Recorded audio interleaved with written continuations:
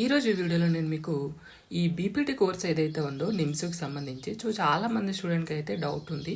Already మనకి first phase counselling సంబంధించి అయితే ఫినిష్ అయిపోయింది. సో ఇదే మంత్ మనకి 21st ఫస్ట్ ఫేజ్ కౌన్సిలింగ్ సంబంధించినటువంటి కౌన్సిలింగ్ అయితే పూర్తయిపోయింది. ఇంకా మనకి సెలక్షన్ లిస్ట్ అయితే రాలేదు.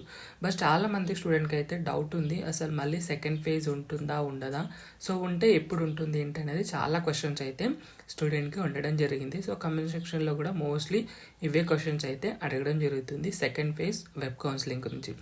ఒక్కసారి దీని గురించి ఎప్పుడు వస్తుంది ఏంటని తెలుసుకునే బిఫోర్ అసలు లాస్ట్ ఇయర్ ఏ విధంగా జరిగింది అంటే, last year first phase counselling finish అయిన తర్వాత ఎన్ని డేస్కి వచ్చింది సెకండ్ వెబ్ కౌన్సిలింగ్ అనేది చూసుకుంటే మనకు ఒక ఐడియా అనేది వస్తుందన్నమాట. సో ఇప్పుడు మనం దాని గురించి చూద్దాం. ఇది వచ్చేసి లాస్ట్ ఇయర్కి సంబంధించినటువంటి 2023 ఏదైతే ఉందో అప్పుడు ఇచ్చినటువంటి సెకండ్ వెబ్ కౌన్సిలింగ్ సంబంధించి వెబ్ నోట్ అనమాట. సో దీన్ని చూస్తే మనకు ఒక ఐడియా వస్తుంది ఈ ఇయర్ అసలు సెకండ్ వెబ్ కౌన్సిలింగ్ ఎప్పుడు రాబోతుంది ఏంటని. సో లాస్ట్ ఇయర్ మనకి ఫస్ట్ ఫేజ్ కౌన్సిలింగ్ సంబంధించి ఆగస్టు 19న జరగడం జరిగింది. సో ఫస్ట్ ఫేజ్ కౌన్సిలింగ్ అయితే ఫినిష్ అయిపోవడం జరిగింది.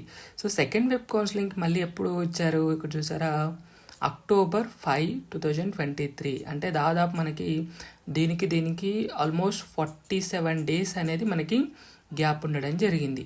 సో ఈ విధంగా 47 డేస్ తర్వాత మాత్రమే మనకి సెకండ్ వెబ్ కౌన్సిలింగ్ అయితే ఉంటుందని ఈ లాస్ట్ ఇయర్ వెబ్ నోటిఫికేషన్ చూస్తే మనకి తెలుస్తుంది అనమాట. సో ఇది తర్వాత మనకి ఎన్ని సీట్స్ వెకేట్స్ ఉన్నాయి ఏంటి అనేది మనకి ఇక్కడ ఇస్తారు. ఏ కేటగిరీలో ఎన్ని సీట్స్ వెకేట్స్ ఉన్నాయి, అది లోకలా నాన్ లోకల్ అనేది ఇస్తారు.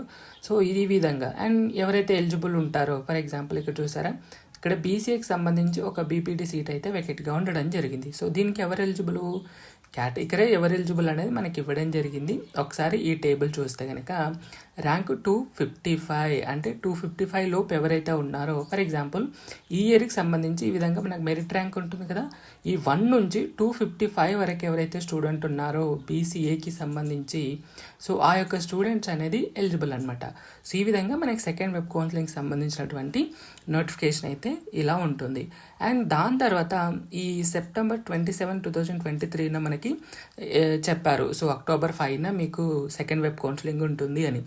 దాని తర్వాత ఒక 1 వీక్ తర్వాత మనకి సీట్స్ అయితే యాడ్ చేసి టోటల్గా సెకండ్ వెబ్ కౌన్సిలింగ్ అయితే నిర్వహించడం జరుగుతుంది. ఇక చూసారా, ఇప్పుడు బీసీఏలకు సంబంధించి 2 సీట్స్ అనేవి ఉండడం జరిగింది. సో బట్ ఇక్కడ ఫస్ట్ మనకి ఒక సీట్ మాత్రమే ఉంది. అంటే ఒక 1 వీక్ తర్వాత మళ్ళీ ఒక సీట్ని యాడ్ చేసేసి సో మళ్ళీ ర్యాంక్ అనేది కూడా పెంచడం జరిగింది. ఇంతకుముందు మనకి ఎంత ఉంది, 255 ఉంది కదా, సో ఇప్పుడు చూసారా 355 ర్యాంక్ అనేది ఇంక్రీజ్ చేయడం జరిగింది.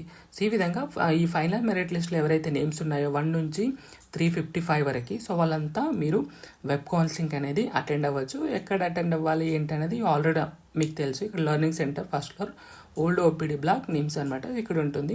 సో వీళ్ళంతా 25,000 రూపీస్ అయితే క్యారీ చేయాల్సి ఉంటుంది. సో వెళ్ళగానే పే చేయాల్సినటువంటి అవసరం ఉండదు, ఎందుకంటే ఫస్ట్ డాక్యుమెంట్ వెరిఫికేషన్ ఉంటుంది. దాని తర్వాత ప్రొవిజనల్గా ఎవరైతే అడ్మిషన్కి రిఫర్ చేయబడతారో వాళ్ళు మాత్రమే పే చేయాలన్నమాట. ఇక్కడ చూసారా, provisional admission are required to pay counselling fee 25,000 rupees అనమాట. సో దాని తర్వాత మెడికల్ టెస్ట్ ఉంటుంది. మెడికల్ టెస్ట్లో ఓకే అయితే సో ఎవరైతే మెరిట్లో ఉన్నారో వాళ్ళకి సీట్ అనేది ఇవ్వడం జరుగుతుంది. సో ఈ విధంగా మనకు ఉంటుంది. సో గుర్తుపెట్టుకోండి, ఈసారి కూడా మనకి ఎప్పుడు ఫినిష్ అయింది, మనకి September 21న కదా, అంటే దాదాపు మనకి మోస్ట్లీ November 1st వీక్ లోపు అయితే సెకండ్ వెబ్ కౌన్సిలింగ్ వచ్చే అవకాశం అయితే కనిపిస్తుంది. So based on the last ఇయర్కి సంబంధించి చూసుకుంటే కనుక, సో September 21st నుంచి 47 డేస్ వేసుకుంటే మనకి November 1st వీక్ 7 వస్తుంది. సో మోస్ట్లీ మనకు అక్టోబర్ ఎండింగ్ లేదా November 1st వీక్లో మనకి బీపీటీకి సంబంధించినటువంటి సెకండ్ వెబ్ కౌన్సిలింగ్ అయితే రాబోతుందని అనిపిస్తుంది అనమాట. సో సీట్స్ వేకెంట్ అయితే డౌట్స్ అయితే క్లారిఫై అయింది అనుకుంటున్నాను. So thank you so much.